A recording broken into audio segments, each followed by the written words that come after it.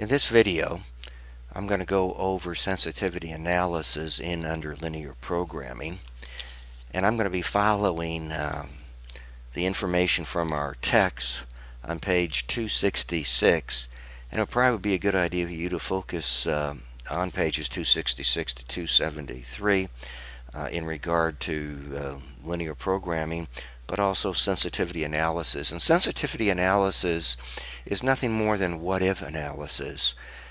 In under linear programming, of course, the main aspect here is either from the standpoint of profit maximization, or we could say cost minimization, and we're looking at the optimal profit, or from the standpoint if it's a cost type structure, what particular output will we be able to minimize our expenditures. So as you can see, I'm already in QM for Windows, and in under linear programming we use QM for Windows. So we'll just go up to modular, and we'll select linear programming and come over here to file and file with new. So let's just go here and we'll say high note, and that is really the example that our authors utilized. And number of constraints 2, number of variables is 2, and the objective function is maximization. So all we're doing right now is just setting it up. OK, and we can go ahead and we can just identify x1 and x2. X1 would be our speakers, and X2 would be our receivers. Have I spelled that correctly? Sorry about that.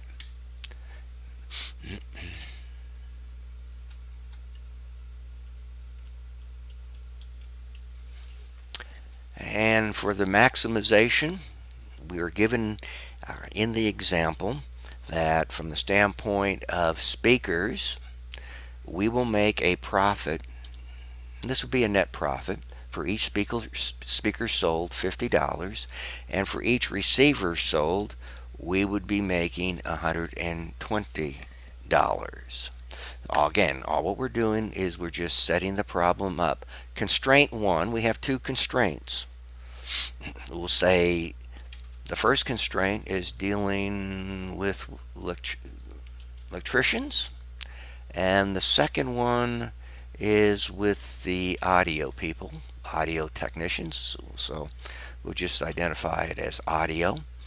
And with speakers, we are told that for the production of each speaker, it takes 2 hours.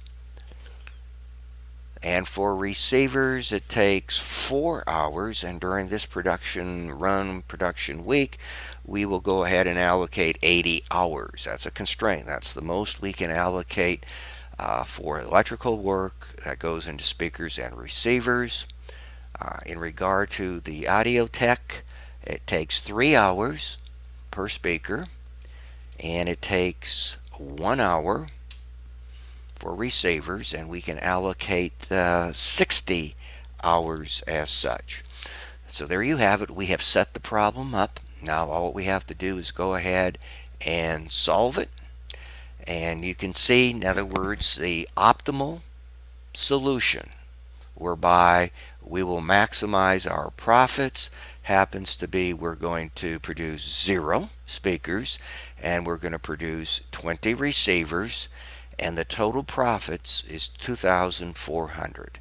And let me just remind you that when we look at linear programming is unique. We have two constraints here.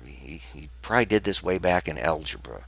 All that we've done is really solve 2 equations simultaneously.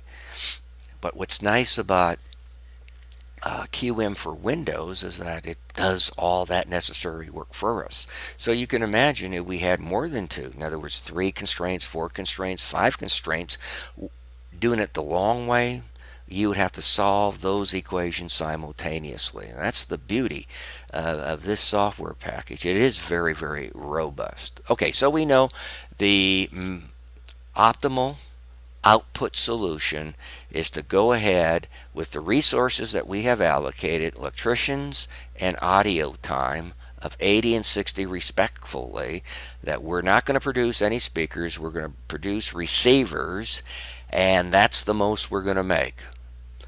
In under, we can still make a profit. In other words, I could say, okay, how about if I produce 18 receivers and 2 speakers? Well, I would still be making a profit, but I would not be maximizing my profits. And so that's the beauty of linear programming when it comes to the maximization issue of resources that we have. It will tell us exactly, in other words, what the output is, what the optimal output will be to maximize our profits. The reverse of that, of course, would be resources.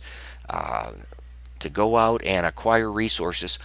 How many resources? What is the cost? Whereby we will minimize our costs to produce whatever we are producing.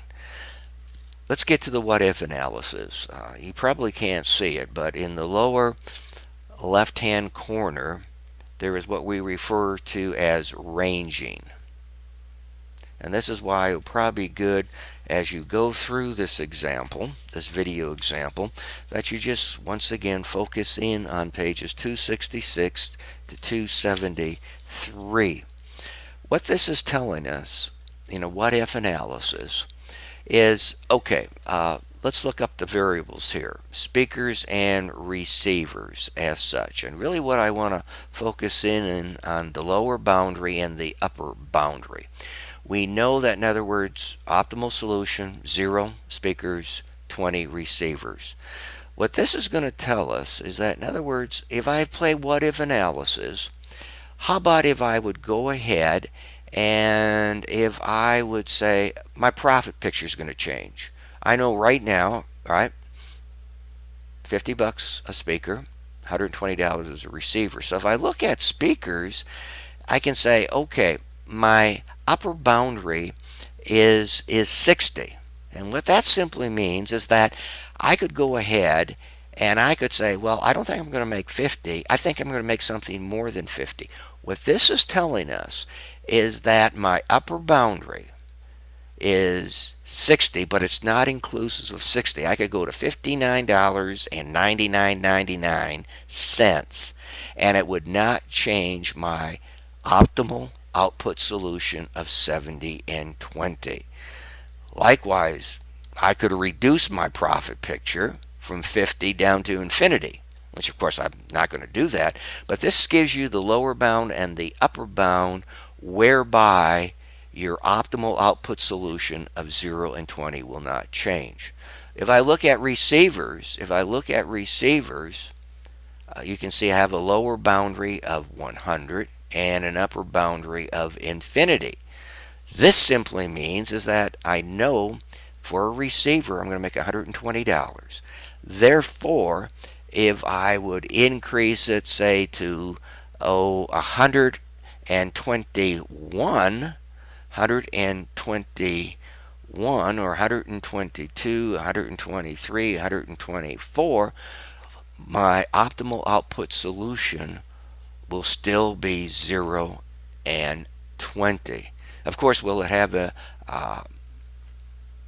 impact on my profit picture? Of course it will, but we're just looking at my output solution. And so that's how you would do it. It is not inclusive. Once again, if we look at receivers, infinity, right? Of course, within reason, because I'm still going to have to allocate resources, but it does not take it down to 100. It is not inclusive of 100. So please keep that in mind. In other words, not to change the optimal output solutions. These are the boundaries. Not inclusive of 60, not inclusive of 100. And the point being, once again, if I would decide to go ahead and change both the profit picture for speakers and receivers at the same time, I really would have to go ahead and I would have to do a new linear programming. what I'm referring to here is that we just change it. We'll say on receivers, we would just change it from 120 to say 121 or 122. But if you go ahead and try to change in a what if analysis both the profit pictures for speakers and receivers at the same time, you would have a problem. Coming down here to constraints, electricians and audios. What this is telling us, once again, we have a lower boundary and an upper boundary as such. This is saying, okay, I have a dual value. Column, I have slack surplus, my original value, which simply means I've allocated $80 to electricians and $60 hours to audio. What this is saying is that, in other words, if I have electricians, you can see I have a dual value, and I'll explain that in a second, of 30. I have slack surplus of 0. This is what we call a constraint that is totally bound. And that means is that I've used everything up. When I go back and I look at my solution 70 and 20, I have used up my entirety of my 80 hours that I've allocated to electricians. And if I look at my lower bound and my upper boundary, not inclusive once again, this is telling me if I have a binding constraint, 0, I've used up 80 hours. If I would add 1 additional hour, 81, back over here, that would increase my profit picture by 30. When I look at my audio, I do not have a constraint that is bound because I got some slack here. I got 40 hours. So it wouldn't make any difference to add additional hours to my audio due to the fact it would just be more additional slack. But back over here, when you have a particular constraint, when that particular constraint is a binding constraint, which simply means I have used up the entirety of, in this case, the hours allocated to electricians, you can see if I increase an additional hour, 2, 3, 4, each additional hour will increase my profit picture by 30. So that's kind of the what if analysis, as I pointed out. Go back through pages 266, 273, read it, come back to the video, or along with the video as you go through 266 and 273, those pages. I think it'll help you out to get a better focus on what we mean by sensitivity analysis, what if, binding constraints and non-binding constraints, and how it does have an impact not only on the profit picture but also on the optimal output solution, whatever it may be.